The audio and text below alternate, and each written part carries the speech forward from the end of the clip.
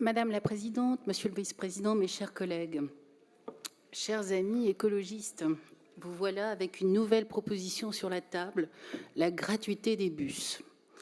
Dans le concours Lépine des propositions démagogiques, je pense que nous avons trouvé une médaille d'or. Au-delà de l'aspect comique de la proposition, une telle mesure créerait instantanément une rupture d'égalité flagrante. Les habitants de la grande et petite couronne ne sauraient contribuer financièrement à une gratuité dont seuls les Parisiens bénéficieraient. Par ailleurs, je suis désolée de vous le rappeler, mais vos calculs ne sont pas bons.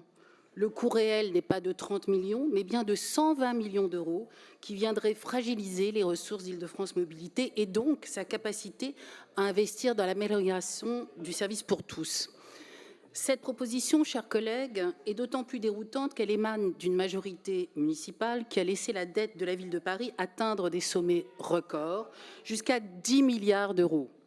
Ils nous proposent la gratuité d'un côté, alors qu'ils ont eux-mêmes largement contribué à la dérive des comptes de notre capitale. Oui, cette même majorité qui, d'un côté, exige que l'on fasse rouler le métro la nuit pour faire rêver les touristes et les électeurs, mais qui, de l'autre, refuse obstinément de payer sa juste part des travaux du métro pour tous. Depuis des années, Île-de-France Mobilité garantit un principe fondamental, l'égalité de traitement entre tous les usagers.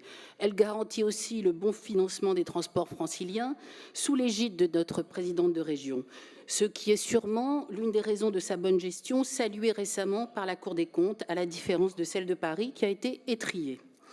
Il est nécessaire de garantir cet équilibre et cette égalité de traitement. En réalité, les candidats issus de la majorité sortante à la mairie de Paris devraient présenter des excuses aux Parisiens. Des excuses pour leur avoir laissé une collectivité surendettée et pour leur avoir donné envie de fuir leur ville de cœur.